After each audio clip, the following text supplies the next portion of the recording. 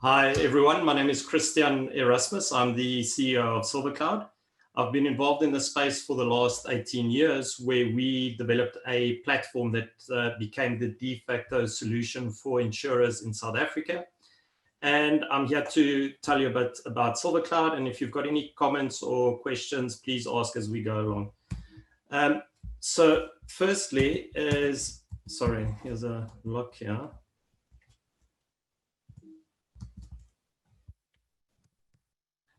So firstly, SLVRCLD's vision is to improve people's lives by making content insurance effortless and fair.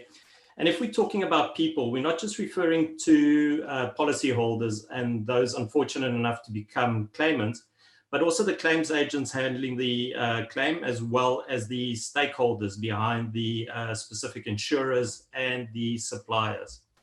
So the problem that we sit with is that the majority of claims agents dealing with a claim have got no item-specific knowledge. So it's very difficult for them to determine what item a client had, obtain quotes from panel suppliers, collate them, and then award to the most sufficient supplier. They work in a very high volume environment with extremely demanding clients. So it then ends up that claims are usually then settled on cash based on the client's quote. And our experience has taught us that that's about 20% more than what is achievable if the whole process is automated. So how do we do this? Firstly, we've developed this massive structured item database by analyzing millions of insurance quotes. And then out of a use case point of view is if a client then claims either through an app, chatbot, email, or telephonically, we then guide the client to identify the item. With machine learning, we then determine what the correct replacements are. And then we map those replacements to the normalized prices, quotes that we have obtained from the panel suppliers, either through API, data feeds, recycling quotes, or if we have to screen scraping.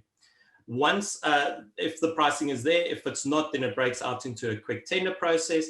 And then once the insurer has passed this through their fraud models, they can then determine that it is a valid claim and it should be settled.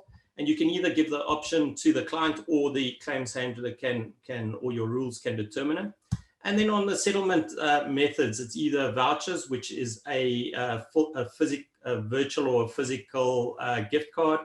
We have got filtered prepaid debit cards, purchase orders, which is a legacy settlement system and being discontinued, mostly used by smaller independent retailers. And then lastly, cash in lieu, because sometimes cash is the best option for the client. And all these settlement methods are country dependent, of course. If we look at our project elements, firstly, our clients, who are insurers, administrators, and brokers, access our system either through our front end or by integrating into our claim system into our API, which then communicates to the platform where the data engine is in the background. And that data engine gets updated with quotes from panel suppliers. And then we keep the structured item data set updated through our integrations into OEMs and data vendors. So the benefits to clients, even though they usually don't even know we're involved, is that it is a dramatically quicker claims process, instantaneous for many categories. And this is through robotic or augmented processes, where you're communicating to the client in their preferred channel. So you end up receiving better prices, which improves the loss ratio, and then also lowers the premium for the client.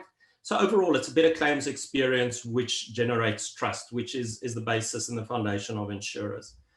So the categories, we always say if you take a house and you turn it upside down, anything that falls out with a make and a model, that is where we can help insurers. We've got quite a dynamic team that we've built up over the last year, and I'm looking forward to, and I know a lot of them are here, to what's going to come from them. And the country rollout strategy is firstly to replace the legacy system at our sister company in South Africa with our new solution.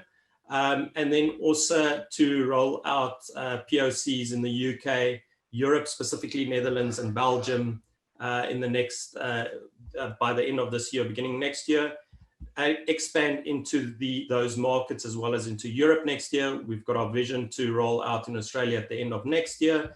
And then also, if everything goes according to plan, we should be able to take on the massive US market in 2024.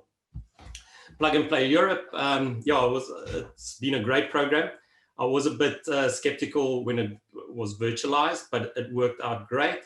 Many things were achieved during this time. Firstly, we finalized our minimum viable product, which we moved over to AWS, as the previous platform just couldn't handle the amount of volumes, as well as required audit trail and machine learning models that we have to implement. We have started discussions with insurers in the Netherlands as well as in Belgium. We are finalizing a distributor agreement in the UK. And then we're also having discussions to integrate into digital first notification of loss. And I would really like to say thank you very much to the mentors, especially Frederick Strom and Martin Botsetsko, Founders Fight Club, and then the whole Plug and Play team, specifically Nadia, Jessica, and Zenia.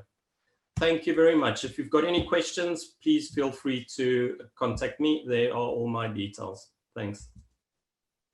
Thank you very much, and thanks a lot for the kind words. We do have a question, which is about savings in general. Like, what savings are achievable when processing claims electronically? Okay, so there's quantifiable and unquantifiable savings. The quantifiable is based on client quotes, where that is 20% usually, and I don't know why 20% is the magic number, but that's what we have been achieving in South Africa. And then you've got the unquantifiable, where you just streamline that whole process and decrease resources, which unfortunately, you know, it varies from insurer to insurer, depends on how digitized they were.